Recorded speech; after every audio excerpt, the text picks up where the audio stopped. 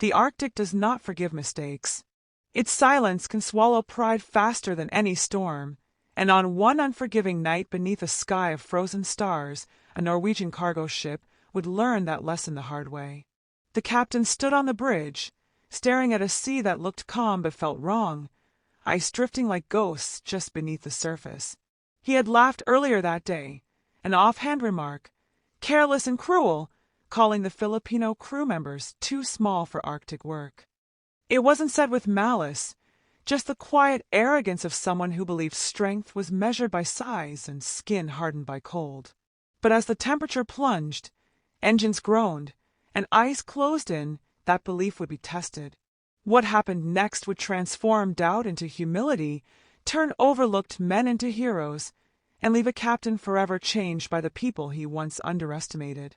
The ship, a steel giant hauling essential cargo through the northern sea route, had been sailing for days under brutal conditions. Winds screamed across the deck, ice clung to railings like armor, and the sun barely rose above the horizon.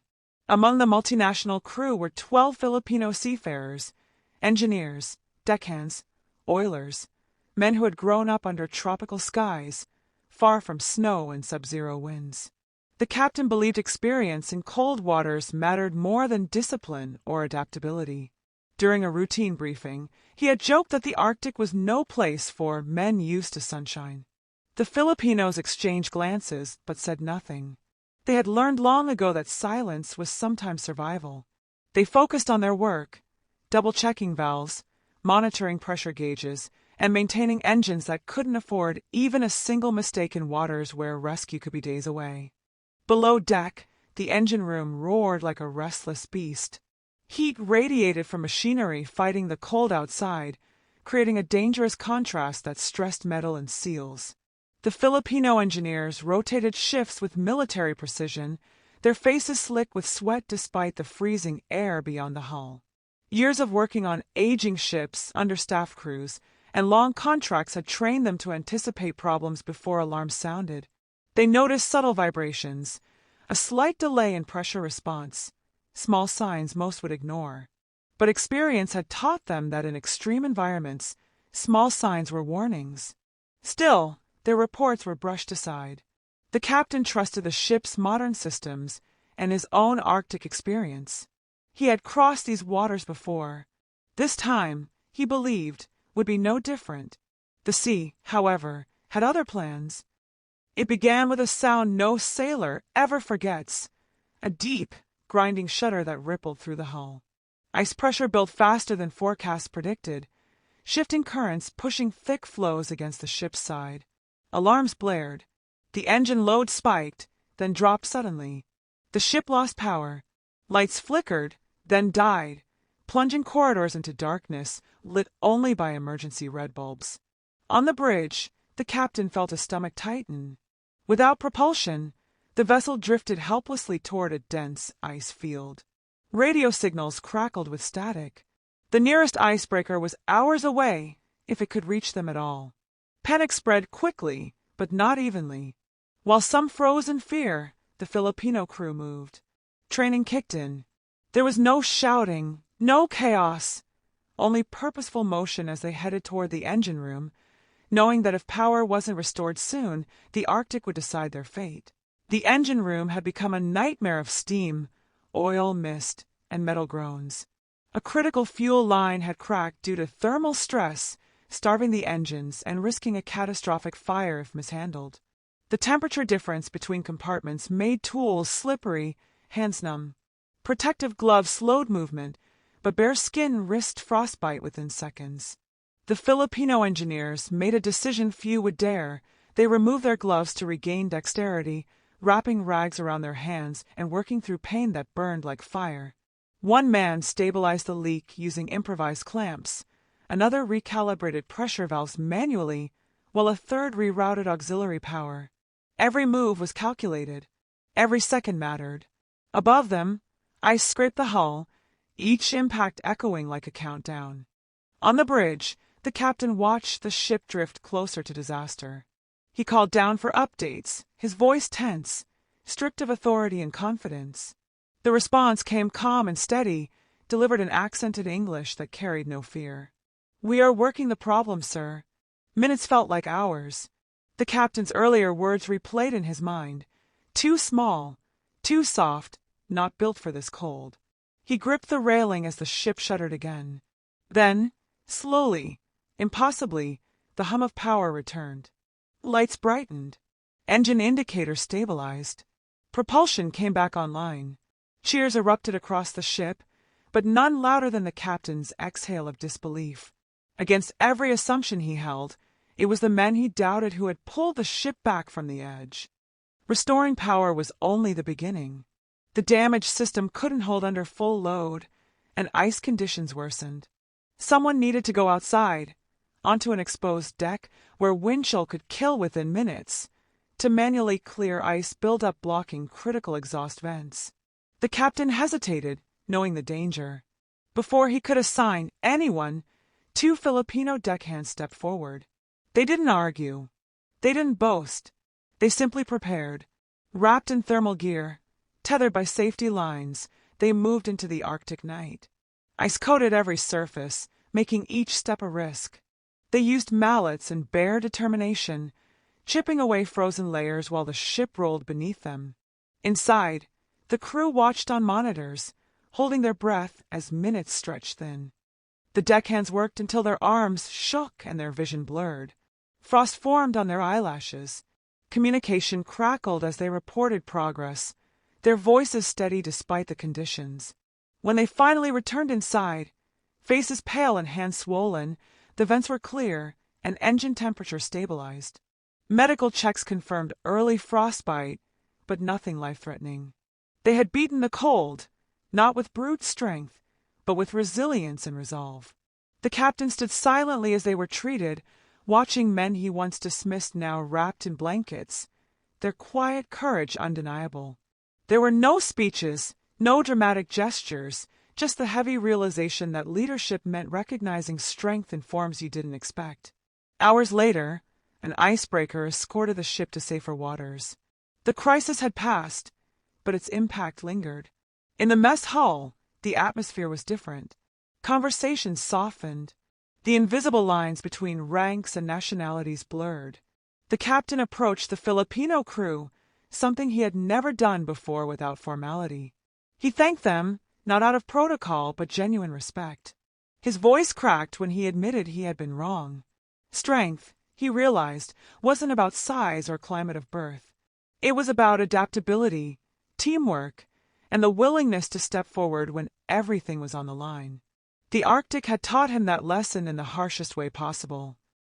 When the ship finally reached port, the story spread quietly among maritime circles. No headlines, no viral videos, just word of mouth from sailors who knew what it meant to survive the unforgiving North. The Filipino crew returned to their routines, calling families back home, downplaying what they had done. To them, it was just a job, but to one Norwegian captain, it was a turning point he would carry forever. He would never again measure a sailor by appearance or origin. Because on the coldest sea in the world, when steel failed and arrogance shattered, it was the men he once called too small who proved larger than the Arctic itself. Days after the ship docked safely, the Arctic storm faded from headlines but not from memory. For the Filipino crew, life moved on the way it always did. Early shifts, long hours, video calls home squeezed between watches. Yet something had changed. The captain no longer barked orders from a distance. He listened. He asked questions. He watched how the Filipino engineers approached problems with quiet precision, how deckhands checked one another's safety harnesses without being told. In private moments, he replayed the crisis again and again, realizing how close his ship and his pride had come to destruction. The Arctic hadn't just tested metal and machinery, it had exposed blind spots shaped by assumptions he didn't even know he carried. Respect, he learned, wasn't earned through authority alone. It was forged in moments when lives depended on trust. Among the Filipino crew was an older chief mechanic named Ramon, a man with weathered hands and a calm voice that never rose above the engine's roar. He had worked on ships for nearly 3 decades, surviving typhoons in the Pacific, breakdowns in the Indian Ocean, and understaffed crossings where improvisation meant survival. The captain began seeking him out, asking how he spotted problems before alarms sounded. Ramon explained simply, "Machines talk before they scream." It wasn't mysticism, it was attentiveness born from years of being responsible for too much with too little. That philosophy extended beyond engines. The Filipino crew watched each other's fatigue, shared food, rotated the hardest tasks without complaint. They understood something the Arctic demanded. Survival was collective. No one made it alone, no matter their rank or nationality. As the ship prepared for another northern voyage weeks later, weather forecasts grew ominous again. Ice density increased earlier than expected, catching several vessels off guard. This time, the captain made a different choice. He gathered the crew and asked openly for input, especially from those who had been in the engine room during the last crisis. The Filipinos spoke carefully but confidently, recommending speed adjustments, alternate routes, and preemptive maintenance checks. Their suggestions weren't dramatic, but they were practical. The ship altered course slightly, burned more fuel to avoid high-pressure ice zones, and reinforced vulnerable systems in advance. When the storm hit, it still hit hard, but the ship endured. There were no failures, no frantic repairs in the dark. Preparation, guided by humility, made all the difference. Word spread among nearby vessels through informal radio chatter.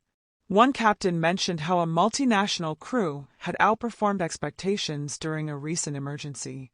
Another noted how Filipino engineers seemed to see problems coming. These weren't compliments given lightly in the maritime world. Seafarers respected competence above all else. Slowly, narrative shifted.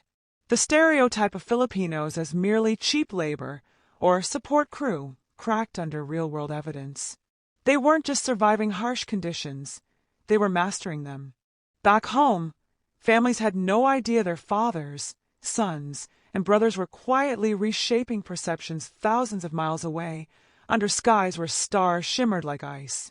For the Norwegian captain, the transformation was personal. He began documenting lessons learned, not just technical fixes but leadership failures. In his logbook, alongside coordinates and weather notes, he wrote reflections on bias, communication, and the danger of underestimating people. He recalled how easily he had dismissed the Filipino crew, how comfortable it felt to lean on stereotypes rather than curiosity. The Arctic stripped that comfort away. It demanded results, not opinions, and the results were undeniable. The people he once overlooked had become the backbone of his ship's resilience. Leadership, he realized, wasn't about proving strength. It was about recognizing it wherever it appeared. Meanwhile, the Filipino crew carried their heroism lightly. They joked among themselves, laughed over shared meals, and talked about plans once contracts ended: children's school fees, small businesses, repairs on family homes. When asked about the Arctic incident, they shrugged. Any crew would do the same, one said. But that wasn't true. Not every crew worked with the same unity under pressure. Not every crew trusted one another enough to act without hesitation. Their humility wasn't performative, it was cultural, shaped by years of working abroad where recognition was rare and resilience was expected. They didn't need medals. Survival itself was the reward.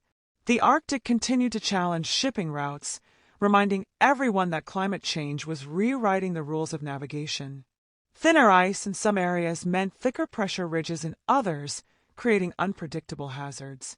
Ships that relied solely on technology found themselves vulnerable.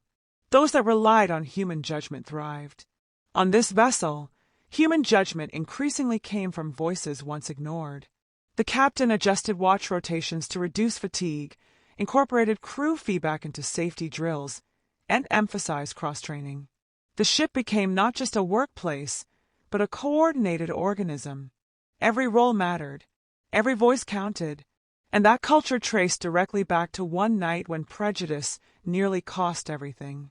In a quiet moment on deck, the captain stood beside one of the Filipino deckhands who had cleared the frozen vents weeks earlier.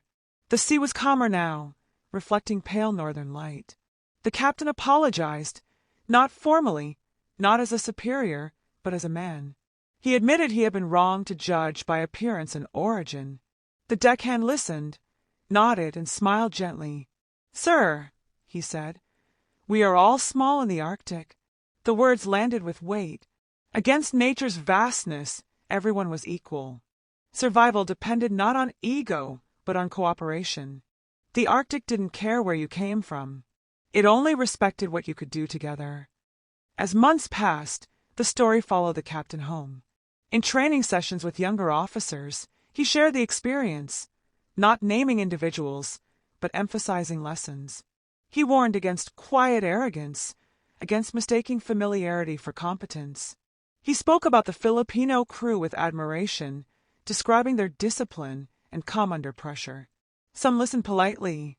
Others leaned in, recognizing truth earned the hard way. Slowly, perspective shifted. Change in maritime culture was slow, but it had begun. One ship, one captain, one moment of reckoning at a time. The Arctic voyage became a reference point, a before and after line drawn through the captain's career. Before, he commanded with certainty shaped by tradition. After, he led with awareness shaped by experience.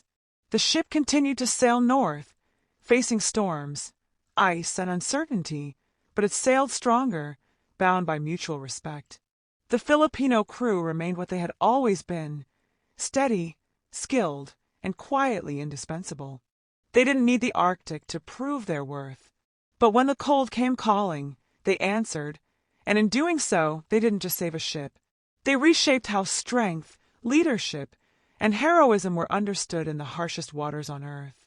Long after the Arctic crossings ended, the memory of that night remained vivid for everyone on board.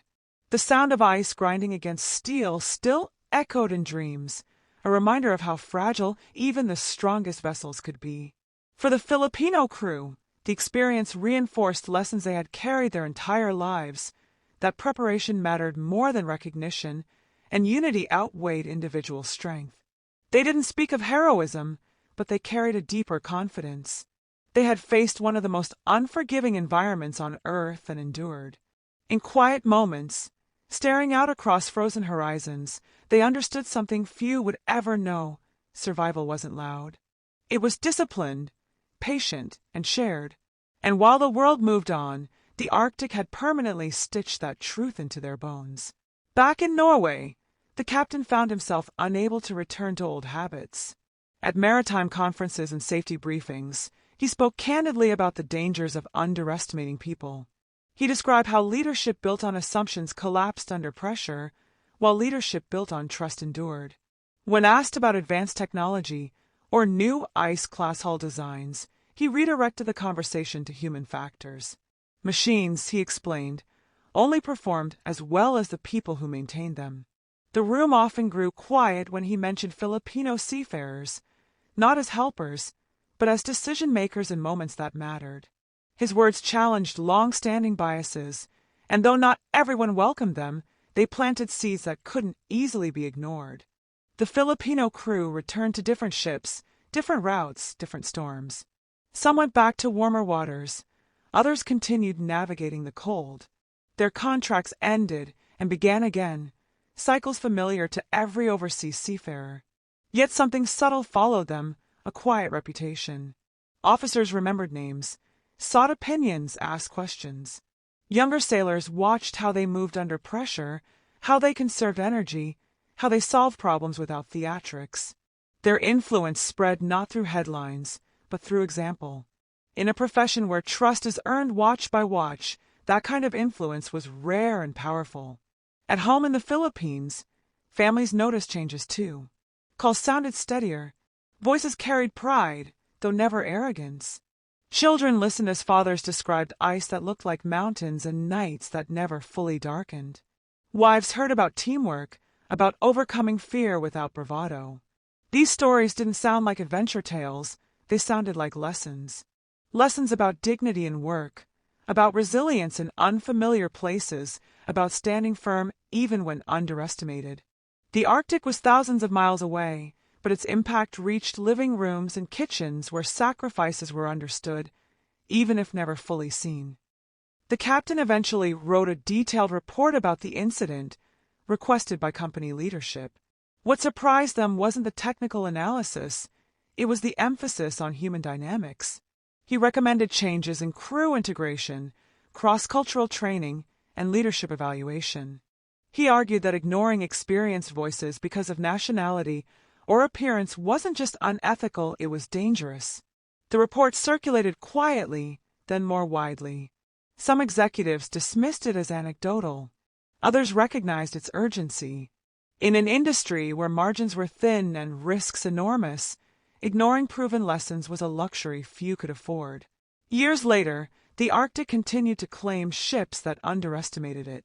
News of accidents filtered through maritime channels, vessels trapped in ice, crews evacuated, cargo lost. Each report reinforced the lesson learned aboard that Norwegian ship: technology alone was never enough. The Arctic demanded humility. It punished arrogance. It rewarded cooperation. And those who survived its tests rarely forgot them. For the captain and his crew, that night became a compass, guiding decisions long after the ice had melted from their decks. In a reflective moment near retirement, the captain revisited his old logbooks. Between coordinates and engine readings, he found the entry from that night. The handwriting was shaky, the words unpolished. He read it slowly, remembering the fear, the doubt, and the relief. He realized that his greatest lesson at sea hadn't come from navigation charts or command training, but from men he once failed to see clearly. The Arctic hadn't just tested his ship, it had tested his character. And it had given him a chance to change. The Filipino crew members rarely crossed paths again, but when they did, on docks, in ports, across shared meals, they recognized each other instantly. There was an unspoken bond, forged under pressure. They didn't need to talk about the Arctic. A nod, a smile, a brief handshake was enough. They had stood where few ever would, and they had proven something not just to others, but to themselves. That knowledge stayed with them, quiet and unshakable. The story of that ship never became a viral sensation. There were no cameras in the engine room, no dramatic rescues broadcast live. And perhaps that was fitting. Real heroism rarely announces itself. It happens in confined spaces, under crushing responsibility, carried out by people who expect nothing in return. The Filipino crew didn't save the ship to make a point. They did it because lives depended on them, and because walking away was never an option. In the end, the Arctic did what it always does. It revealed the truth. It stripped away illusion and exposed what mattered most. On that frozen sea, size didn't define strength, and background didn't determine courage. What mattered was commitment, to the crew, to the ship, to each other. The Norwegian captain learned that lesson the hard way, and it stayed with him for life. And the Filipino seafarers carried on, as they always had, quietly holding the line, proving that even in the coldest places on Earth, character is what keeps the world moving. Thanks for watching.